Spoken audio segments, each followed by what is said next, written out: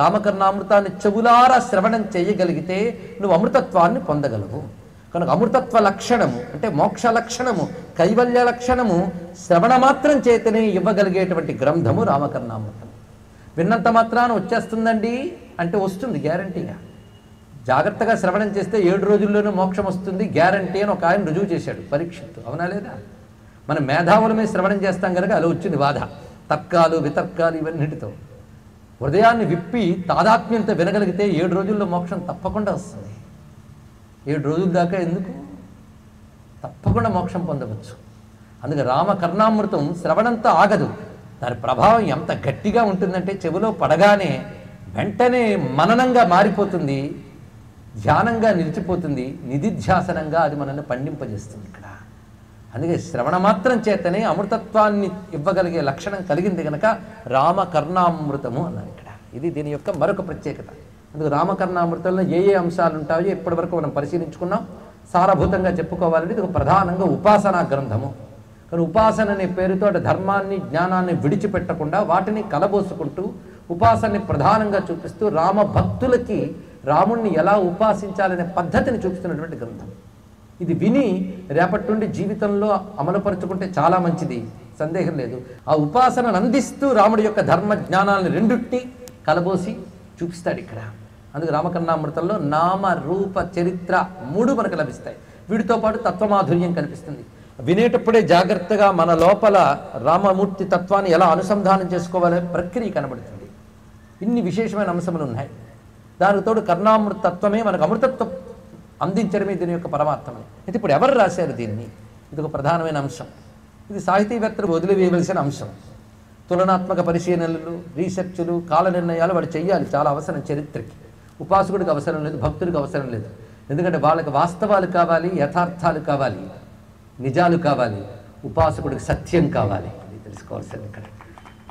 అందుకే రాముడు హిస్టరీలో ఉన్నాడా మరొకప్పుడు ఉన్నాడా అంటే మన హిస్టరీలో మన పూర్వం మన బతుకులే మనకు తెలియదు, హిస్టరీలో మనం ఎవరిని నిర్ణయించగలం.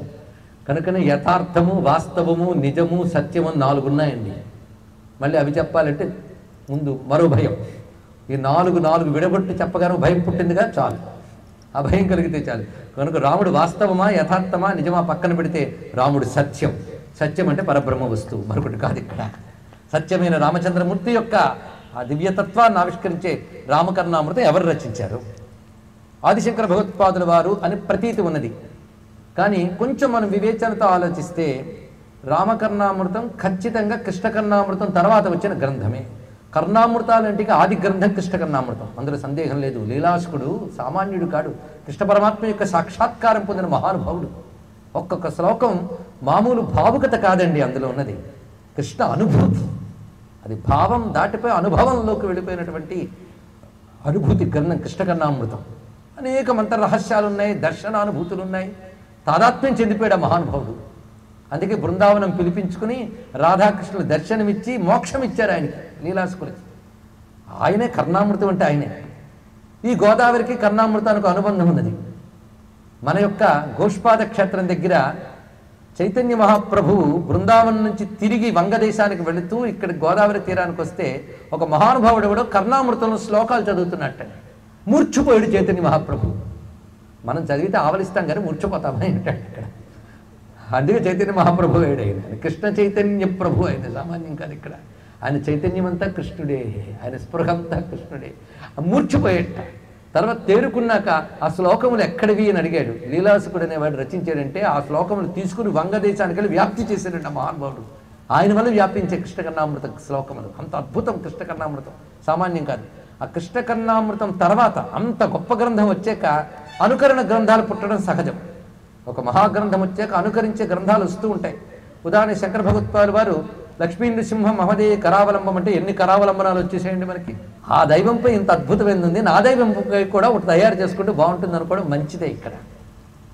అందుకు ఆ కృష్ణకర్ణామృత కర్తే అన్నాడుగా, రామా నువ్వంటే నాకు చాలా ఇష్టంగానే ఒక్క పని చేయి, ఆ ధనుర్బాణాలు పక్కన పెట్టి మురళి పట్టుకు అప్పటికి దండం పెడతానన్నాడు ఆయన.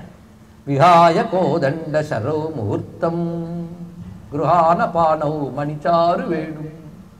అప్పుడు సీతాపతే త్వాం ప్రణమామి పశ్చాత్ అన్నాడు మహానుభావుడు.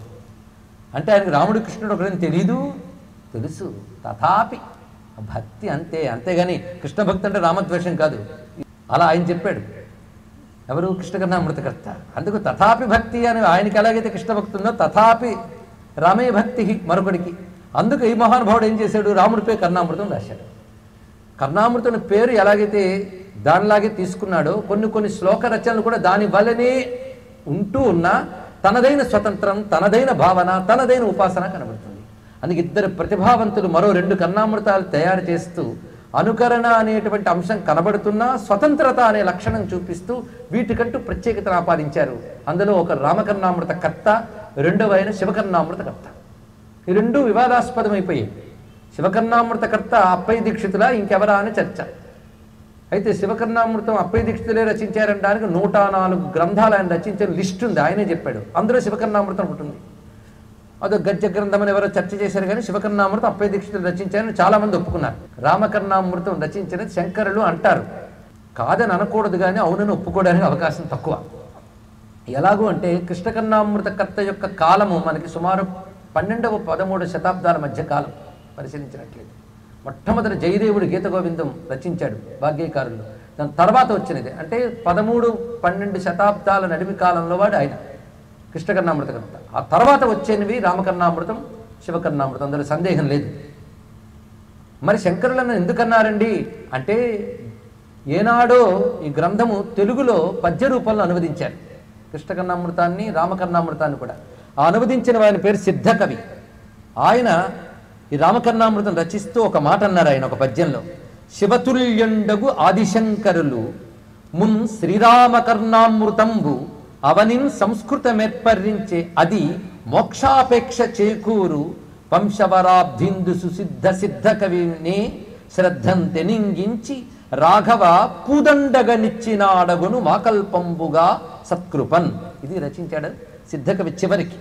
శివతుల్యండగు ఆదిశంకరులు మున్ శ్రీకరామ కర్ణామృతంబు అవనిన్ సంస్కృతం ఏర్పరించే.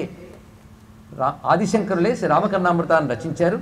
దానివల్ల మోక్షము లభిస్తున్నది, అందుకు నేను దాన్ని తెలుగు చేసుకున్నాను, మోక్షాకాంక్షతో చేసుకున్నట్లుగా సిద్ధకవి అనే కవి దీన్ని తెలుగు పద్యాల్లో అనువదించి తెలియజేశారు. ఈయన ప్రాచీనుడే. దీన్ని బట్టి ఆయన స్పష్టంగా శంకరులే రచించారు రామకర్ణామృతం చెప్పారు కనుక స్వీకరిస్తున్నాం. శంకరులే అనడానికి మరొక ప్రమాణం ఒకటి కనబడుతున్నది. ఏమిటంటే ఇందులో చెప్పిన ఉపాసనా ప్రక్రియలు. సౌందర్యలహరిలో ఎలాగైతే ఒక్కొక్క చక్రము దాని యొక్క భేదనము, ఆ చక్రమనందు ఉపాసించే విధానం చెప్పబడిందో అలాగా షట్చక్రాల్లో రామోపాసన విధానం చూపిస్తారు. ఇక్కడ కొన్ని చోట్ల తాత్విక సంకేతాలు ఉన్నాయి. రామతత్వాన్ని వేదాంత తత్వంగా దర్శించడం కనబడుతున్నది, వేదాంత చర్చ కనబడుతున్నది. ఇవన్నీ చూస్తుంటే ఆదిశంకరుల యొక్క అద్వైత స్పృహ, ఉపాసనా మార్గము, శ్రీ విద్యా సంప్రదాయం కనబడుతున్నది. కానీ ఉపాసన మార్గంలో షట్చక్ర భేదన విద్య ప్రతి ఉపాసనలో ఉన్నది అని దీన్ని బట్టి తెలుస్తుంది. ఇలాంటివి చూస్తుంటే సౌందర్యలహరి గుర్తొస్తుంది. ఇది రచించారంటే శంకరులు తప్ప ఇంకెవరు రచించగలరు, కనుక శంకరులే అనుకోవడానికి ఒకనొక అవకాశం ఉన్నది. కానీ శంకరుల తర్వాత శంకరులంతటి వారు శంకర పీఠాధీశ్వరులు చాలామంది వచ్చారు, ఆదిశంకర పీఠాధిపతులు. అందుకే అనేకమైన శంకరులు రచించారని చెప్పబడుతున్న రచనలు తర్వాత వచ్చిన పీఠాల్లో ఉన్న శంకరాచార్యులు వారు రచించినవి కూడా శంకరుల పేరుతోనే ప్రసిద్ధి చెంది ఉన్నాయి. కనుకనే ఇది కూడా ఎవరైనా ఆదిశంకర పీఠాధీశ్వరులు రచించారని భావించవచ్చు. ఎవరు రచించినప్పటికీ కూడా ఒక్కటి మాత్రం సత్యం, రామచంద్రమూర్తిని సంపూర్ణంగా ఉపాసన చేసి తన మంత్ర సిద్ధిని పొంది ఆ సిద్ధి పొందినటువంటి దివ్యానుభూతిని ఆవిష్కరించినటువంటి ఒక మహాత్ముడు రచించాడనడంలో సందేహం లేదు. కాబట్టి ఇందులో ప్రత్యక్షరము మంత్రస్వరూపమే. జగద్గురువుల ఆదిశంకరుల యొక్క సంప్రదాయాన్ని అనుసరించి దానికి భిన్నము కాకుండా ఉంది గనక ఇది ఆదిశంకరుల కృతము అని భావించడానికి అవకాశం వాళ్ళకి లభించింది. మొత్తానికి దీనిపై ఉన్నటువంటి వాద వివాదాలన్నీ పక్కన పెట్టుకుని మహాత్ములు భగవత్ తాదాత్మ్యం పొందిన తర్వాత వాళ్ళు ఏది పలుకుతారో అది వారిది కాదు, అది భగవంతునిదే. అందుకే ఇవన్నీ ఆర్షములు, అవి అపౌరుషేయములు. ఎందుకంటే వాళ్ళు భగవంతుడితో తాదాత్మ్యం చెందిపోతారు, ఇంకా తమ నామరూప అభిమానములు ఉండవు, ఆ ప్రజ్ఞ ఉండదు. భగవత్ తాదాత్మ్యం ఎప్పుడైతే వచ్చేసిందో వాళ్ళ నుంచి పలుకుతున్న ప్రతి పలుకు భగవంతునిదే అయిపోతుంది.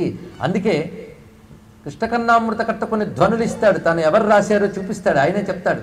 శైవా వయం నకలు తత్ర విచారణీయం పంచాక్షరి జప్పరా నితరాంతదాపి అనే చోట గాని, చింతామణి జయితు సోమగిరి గురుర్మే శిక్షా గురుశ్చ భగవాన్ శిఖపించమౌలిహి అనే శ్లోకంలో కానీ ఎవరు రచించారో చెప్పేస్తాడు ఆయన సూచనగా.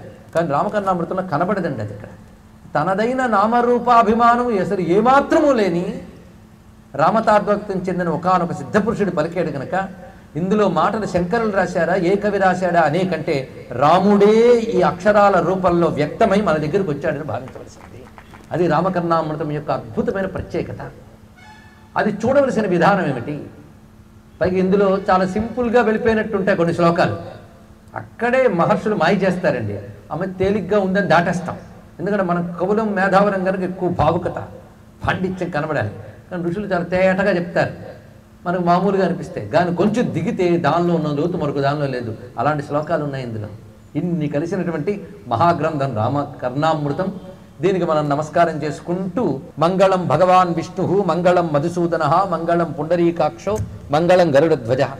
దీనిలో ప్రారంభంగా చెప్పబడుతున్న మంగళ శ్లోకములు ఇవి 12 కనబడుతున్నాయి మనకి ద్వాదశాదిత్యుల్లాగా. మంగళం కోసలేంద్రాయ మహనీయ గుణాత్మనే చక్రవర్తి తనుజాయ సార్వభౌమాయ మంగళం వేద వేదాంత వేద్యాయ మేఘశ్యామలమూర్తయే పుంసాం మోహన రూపాయ పుణ్య శ్లోకాయ మంగళం. ఈ మంగళ శ్లోకాలు మొత్తం 12. అయితే కొందరు అనవచ్చు, మంగళ శ్లోకాలు ఏమున్నాయో అవి తెచ్చిందులో పెట్టేశారండి అని. మనం ఎవరైనా చెప్పడానికి ఇందులో ఉన్నవి మనం అక్కడ పెట్టుకున్నాం. ఈ 12 శ్లోకాల రచనలో ఒక ఔచిత్యం ఉంది, ఒకదానితో ఒకటి అనుబంధం ఉన్నది, ఒక అద్భుతమైన అంశం ఉన్నది మనకు ప్రసిద్ధి చెందినటువంటి 12 శ్లోకాల్లో. ఈ 12 శ్లోకాలు మంగళాచరణ శ్లోకములు. ఏ గ్రంథమైనా మంగళాచరణతో ప్రారంభించాలి కదా, అని మంగళాచరణ చేశారు ఇక్కడ మంగళ శబ్దంతో.